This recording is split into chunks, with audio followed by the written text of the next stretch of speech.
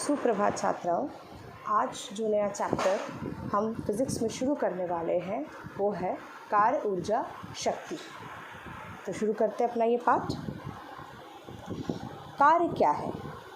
Work क्या कह सकते हैं आप कार्य को? ठीक है, क्या है बताइए, सोचिए। अच्छा चलिए सोचिए, कार्य क्या होता है? ठीक है, देखिए, कार्य मतलब वर्क तभी माना जाता है जब हम किसी चीज़ पर हम बल लगाएं और वो जो वस्तु है वो अपनी दिशा से विस्थापित हो जाए।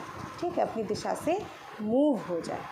ठीक है, जैसे मान लीजिए कि अगर आप दीवार पे धक्का लगाते हैं तो उसको कार्य नहीं माना जाएगा, क्योंकि दीवार अपनी जगह से खिसकेगी नहीं। जबकि अगर आप दरवाजे पे बल लगा रहे हो तो दरवाज़ा खिसक जाएगा। ठीक है, खुल जाएगा या बंद हो जाएगा, तो वो उसका विस्थापन होगा। तो वहाँ पर आप कह सकते हो कि कार्य हुआ।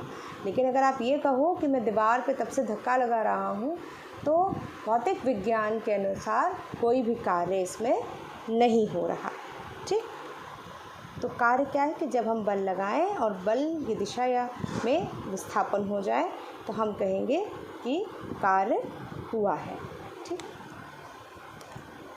ऐसे ही और भी उदाहरण हम ले सकते हैं, जैसे कि अगर मज़दूर अपने सर पे कोई चीज़ उठा के ले जा रहा है तो वो चल रहा है सामने, और उसने जो बल लग रहा है, जो ईंटों की वजह से उस पर बल लग रहा है, वो लग रहा है ऊर्ध्वाधर, ऊपर की तरफ से नीचे की तरफ। ठीक है, तब भी हम कहेंगे कोई कार्य नहीं हो पा रहा है, क्योंकि विस्थापन की दिशा में बल की दिशा में कोई भी विस्थापन नहीं है। ठीक, अब हम किसी बल द्वारा किया गया कार्य निकालेंगे। वो कैसे निकाला जाता है? जब किसी बल द्वारा किया गया कार्य बल का विस्थापन की दिशा में घटक और विस्थापन के परिमाण के गुणनफल के बराबर होता है। मतलब क्या है, देखिए, स्टेटमेंट पढ़ा, स्टेटमेंट को समझिए। ये आप जो है आपने इस पे बल लगाया और वस्तु इस तरफ जो है विस्थापित हो गई। ठीक, अब इसके दो घटक बनेंगे, एक एफ साइन थीटा और एक एफ कॉस थीटा। जहाँ पर एंगल होता है वो कॉस थीटा बनता है। ये हमने तब पढ़ा था जब हम वेक्टर्स पढ़ रहे थे। मतलब हम जब वेक्टर्स पढ़ रहे थे तब हमने ये चीज़ पढ़ा था कि हम घटक कंपोनेंट्स में कैसे ब्रेक कर सकते हैं। तो ये साइन है, अदिश और सदिश राशि में इसको अच्छे से पढ़ा था। तो हम कौन सा वाला लेंगे? विस्थापन की दिशा में ये वाला सामने आ रहा है, तो हम इसको क्या लेंगे? F cos theta. तो अब मेरा कार्य कितना होगा? बल गुणा दूरी का कॉस वाला घटक, बल गुणा दूरी का कॉस वाला घटक। तो इस चित्र के अनुसार बिंदु ए पर m मात्रा का एक पिंड स्थित है। पिंड पर न्यूटन का बल x दिशा में थीटा कोण बना रहा है। आप देख सकते हैं F न्यूटन का बल जो है थीटा कोण बना रहा है इस दिशा में। ठीक है, और जो वस्तु है वो विस्थापित हो जाती है कितने? d से। तो वो कितनी दूर तक विस्थापित हुई है? d पर। तो f का x दिशा में अवयव क्या होगा? क्या कंपोनेंट होगा? इधर ये कॉस वाला कंपोनेंट, इसको नहीं लेंगे, ये वाला कंपोनेंट लेंगे, कॉस कंपोनेंट लेंगे। तो कार्य की परिभाषा के अनुसार बल द्वारा कृत कार्य f cos theta into D क्या होगा? f dot D. मतलब ये कौन सा प्रोडक्ट है? डॉट प्रोडक्ट है। ठीक है, ये हमने वेक्टर्स में पढ़ा है, सदिश राशियों में पढ़ा है। तो किसी बल द्वारा किया गया कार्य बल सदिश F तथा विस्थापन सदिश D का अदिश या डॉट गुणनफल, दैट इज स्केलर प्रोडक्ट होता है। बल का विस्थापन D के लंबवत घटक F साइन थीटा द्वारा कोई कार्य नहीं होता। तो जैसे हमने कहा था कि अगर आपका मजदूर इस दिशा में चल रहा है और उसने ईंटों को इस दिशा में रखा हुआ है, तो इसका बल और इसके बीच इस वाला कंपोनेंट कोई काम ही नहीं करता, इसलिए हम कहेंगे कि इस मजदूर ने कोई काम नहीं किया है। ये भौतिक विज्ञान के रेफरेंस में है, सूत्र के रेफरेंस में है। अब हम बात करेंगे किसी बल द्वारा कार्य का अधिकतम और न्यूनतम मान हम कैसे निकालेंगे। ठीक है, फॉर्मूला मेरे पास क्या आया? सूत्र W बराबर एफ डी कॉस थीटा। ठीक है, कॉस का अधिकतम मान क्या होता है? 1। कब? जब कॉस 0 हो। तो एफ डी में हम क्या लिखाएंगे? F D cos 0। मतलब बल F तथा विस्थापन D के बीच जब 0 का कोण बने तो कार्य अधिकतम होगा। न्यूनतम के लिए कॉस का मान हमको पता है -1 होता है, जो कि कॉस 180 का डिग्री का मान है। तो 180 डिग्री रखेंगे, ये -FD आएगा, मतलब बल और विस्थापन के बीच 180 का कोण होने पर कार्य न्यूनतम होगा। और शून्य कब होगा? जब कॉस थीटा का मान 0 हो। ये कब होता है? जब कॉस 90 पे पहुंचता है। तो थीटा कितना होता है? 90, तब कार्य मेरा शून्य होता है। अतः बल की दिशा विस्थापन की दिशा में यदि 90 का कोण बन रहा है तो कार्य कितना होगा? कार्य शून्य होगा। ठीक है, अब कार्य की इकाई देखते हैं। कार्य W = FD cos theta. F क्या है? आरोपित बल, D है विस्थापन, थीटा बल व विस्थापन के बीच का कोण है। यदि मैं F को 1 मानूँ, 1 न्यूटन, D को 1 मीटर मानूँ और थीटा को 0 मान, तो W का मान क्या होगा? 1 न्यूटन मीटर। 1 न्यूटन मीटर जो होता है यही 1 जूल के बराबर होता है, और आप 1 जूल से भली भांति परिचित हैं। तो जूल क्या है? कार्य की SI यूनिट, SI पद्धति में इकाई क्या है? जूल है। अब हम बात करते हैं धनात्मक कार्य की, positive work. FD cos theta से यह स्पष्ट है कि W का धनात्मक मान तभी होगा जब थीटा 0 और 90 के बीच में लाभ करेगा, क्योंकि 90 के बाद ही आपका cos का मान नेगेटिव होता है। तो 0 से 90 के बीच में आप जो भी काम करेंगे वो क्या होगा? वो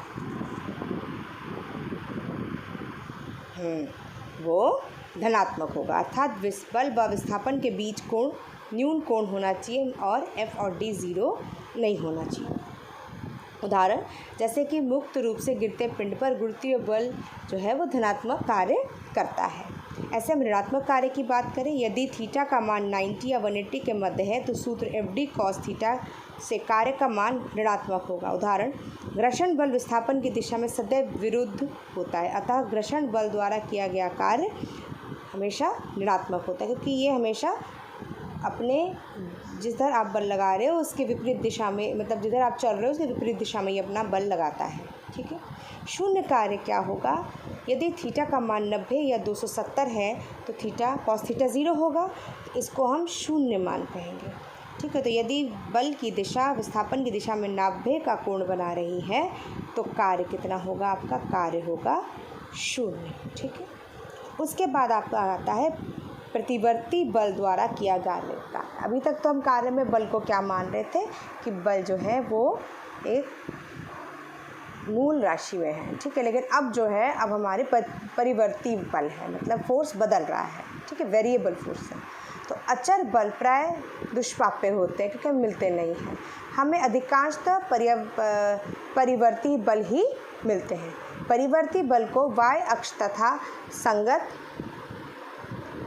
विस्थापन को हमने अगर x में प्लॉट किया है, ये ग्राफ आपको दिख रहा है, x अक्ष पर लेकर हम विस्थापन और बल के बीच में ग्राफ खींचते हैं। तो किस तरह से इस चित्र में प्रदर्शित किया गया है? ये कोई एक जैसे मान का बल नहीं है, घट बढ़ रहा है।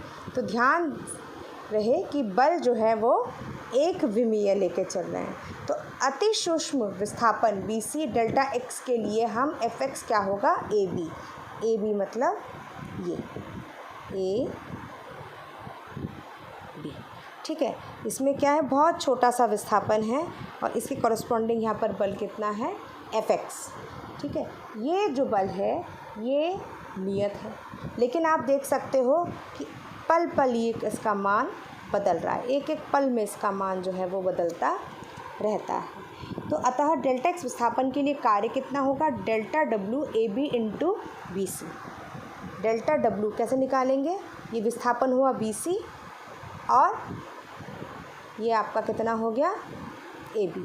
तो लंबाई गुणा चौड़ाई, ये क्या होता है? इसका क्षेत्रफल। तो ये क्या हो जाएगा? Delta Fx into delta x, ये होगा क्षेत्रफल। ठीक है। अब ये तो मैंने छोटे से उसके लिए निकाला। अगर क्रमिक आयताकार क्षेत्रफलों का योग करने पर हमें कुल किया कार्य कितना प्राप्त होगा? अगर आप इसको ध्यान से करें तो अगर मैं ऐसे छोटे छोटे सबको आपस में जोड़ दूं तो मुझे पूरा कार्य मिलेगा।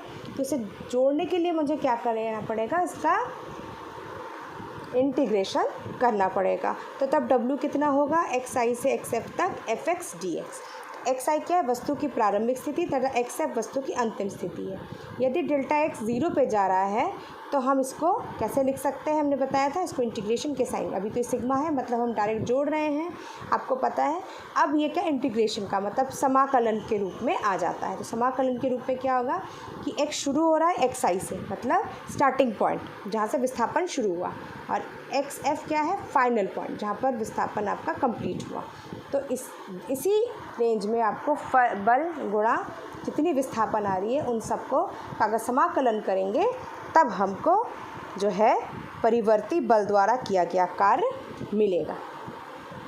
ठीक, अब हम बात करते हैं संरक्षी बल की। संरक्षी बल में बस आपको इतना जानना है जितना हम मार्क करा रहे हैं कि यदि किसी बल द्वारा किसी वस्तु को एक बिंदु से दूसरे बिंदु तक लाने में किया गया कार्य का मान केवल वस्तु की प्रारंभिक और अंतिम स्थिति पर निर्भर करता है, अर्थात कार्य के पथ पर निर्भर नहीं करता, तो ऐसे बल को हम संरक्षी बल कहते हैं। जैसे ए और बी के मध्य कार्य करने के लिए आप बी से सी में जा सकते हो, ए और सी के बीच में कार्य करने के लिए आप एम वाले पथ को जा सकते हो, पी वाले को, डी वाले को, तो ए बी सी से जा सकते हो, ए डी सी से जा सकते हो, ए पी सी से जा सकते हो, ए एम सी द्वारा जा सकते हो। तो यदि इन मार्गों से बल द्वारा पिंड को लाने में कृत कार्य कितना है, इसका होगा कार्य A B C, W A B C, ये होगा डब्ल्यू ए डी सी, ये होगा डब्ल्यू ए एम सी, ये होगा डब्ल्यू ए पी सी। तो किसी भी द्वार से आप चले जाओ, आपका प्रारंभिक और अंतिम जो है वो वहीं पर है। इससे जो है कोई फ़र्क नहीं पड़ता कि हम किस जो है पथ का अनुसरण करके वहाँ तक पहुँच रहे हैं। तो ये सारे बल बराबर होंगे, तो ये क्या कहलाएंगे, संरक्षी बल कहलाएंगे। जैसे गुरुत्वीय बल, विद्युत बल आदि ये सब संरक्षी बल कहलाता है। ठीक है, अब हम बात करेंगे असंरक्षी बलों का। असंरक्षी बल कौन होते हैं? यदि किसी बल के द्वारा या बल के विरुद्ध किसी वस्तु को विस्थापित करने में कार्य वस्तु द्वारा अपनाए गए मार्ग पर निर्भर करता है, तो ऐसे बल को असंरक्षी बल कहते हैं। जैसे घर्षण बल और श्यान बल, ये जो है ये कार्य पर निर्भर करते हैं, इनको हम असंरक्षी बल कहते हैं। ठीक है, फिर हम आज जो दूसरा जनरल टॉपिक पढ़ेंगे वो है आपका सामर्थ्य। सामर्थ्य किसे कहते हैं? अब हम बात करेंगे सामर्थ्य की, मतलब पावर। किसी कार्यकर्ता या मशीन के कार्य करने की समय दर को उस कार्यकर्ता या मशीन की शक्ति कहते हैं। यदि t सेकंड में किसी मशीन या कार्यकर्ता द्वारा कृत कार्य W है, तो अगर आप उसका औसत शक्ति निकालना चाहें तो वो कितना होगा? औसत शक्ति जो है इसकी वो होगी कार्य बटे समय। ठीक है, दैट इज़ W/T। और कार्य के लिए जूल, समय के लिए सेकंड, तो जूल प्रति सेकंड। ये जूल प्रति जो सेकंड है इसी को हम क्या कहते हैं? वाट कहते हैं। तो शक्ति या सामर्थ्य के ऐसा यूनिट क्या है? वाट है। यदि किसी कार्य करने की समय दर 1 जूल प्रति सेकंड है तो कार्यकर्ता या मशीन का सामर्थ्य 1 वॉट होगा। शक्ति का पुराना मात्रक अश्व शक्ति भी चलता है, जिसे हम हॉर्स पावर कहते हैं, बहुत कॉमन है। 1 हॉर्स पावर जो है 746 वॉट के बराबर होती है। और भी अगर हम देखें तो किलो वॉट और मेगावाट भी होता है। शक्ति का बड़ा मात्रक है 1 किलोवाट जो 1000 वॉट के बराबर होता है, और 1 मेगावाट जो 10⁶ वॉट के बराबर होता है। अब है बल के पदों में अगर हम शक्ति को निकालना चाहें या P = FV सिद्ध करना है। तात्क्षणिक शक्ति या इंस्टेंटेनियस पावर को औसत शक्ति के सीमांत मान के रूप में व्यक्त करते हैं, जबकि समय शून्य की ओर T अगर टेंडिंग टू 0 है, इसको हम बोलते हैं ना टेंडिंग टू 0, अग्रसर होता है, तो तात्क्षणिक शक्ति क्या होगा? dW/dt। छोटा सा आपका कार्य में अंतर बटे छोटा सा समय में अंतर। हमें पता है dW क्या होता है? F/dx, अभी हमने निकाला था। तो P क्या हो जाएगा? F dx/dt। ठीक है, और dx/dt क्या होता है? दूरी बटे समय। इसे हम क्या लिख सकते हैं? v, मतलब वेग। तो यहाँ से मेरा निकल कर आता है v = dx/dt, इसे हम तात्क्षणिक वेग कहेंगे। तो ये मेरा सूत्र बन जाता है। ठीक, अब हम जो दूसरा है वो बात करेंगे ऊर्जा की, एनर्जी। किसी वस्तु के कार्य करने की क्षमता को उस वस्तु की ऊर्जा कहते हैं। आप कितनी क्षमता है आपके कार्य करने की, वो ऊर्जा आपके अनुसार होगी। जैसे आप अगर व्रत करते हो तो आपकी उस दिन ऊर्जा कम होती है तो आप काम कम कर पाते, ठीक है। ऊर्जा का ऐसा ही पद्धति में मात्रक भी क्या होगा, जूल।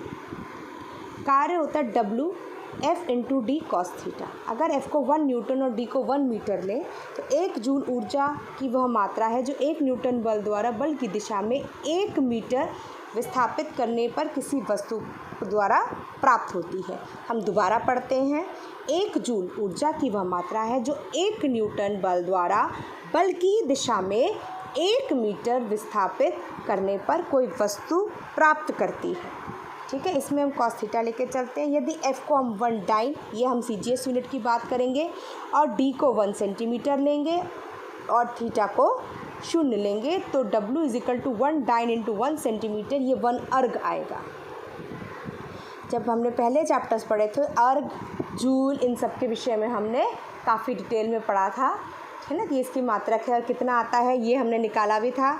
ये हमने जब हम यूनिट चेंज कर रहे थे अपना तब सीखा था। 1 जूल होता है 1 न्यूटन इंटू 1 मीटर, तो 10 की पावर 5 डाइन इंटू 10 की पावर 2 सेंटीमीटर, जो कि 7 अर्ग जो है 10 की घात 7 डाइन सेंटीमीटर ये अर्ग होता है। तो 1 जूल ऊर्जा 10 की पावर 7 अर्ग के बराबर होता है।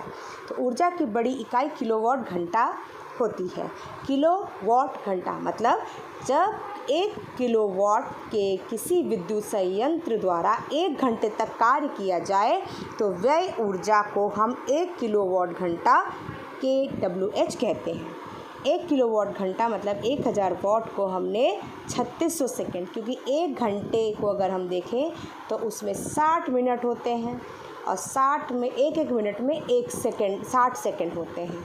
तो इतने हो गए। अगर हम सेकेंड में करना चाहेंगे तो ये हो जाएगा 3600 सेकेंड। इसी का हमने यहाँ इस्तेमाल किया। तो इससे मेरा कितना आया 3.6 इंटू पावर 6 जूल प्रति सेकेंड, और इसका जो है हमने सेकेंड से सेकेंड कट गया, हमें मिला 3.6 इंटू पावर 6 जूल। तो 1 किलोवाट घंटा 3.6 इंटू द पावर 6 जूल के बराबर होता है, ठीक है। आप इस ध्यान से देख सकते हैं। तो आज के लेक्चर में बच्चों इतना ही। कल हम गतिज ऊर्जा और स्थैतिज ऊर्जा के बारे में पढ़ें। धन्यवाद।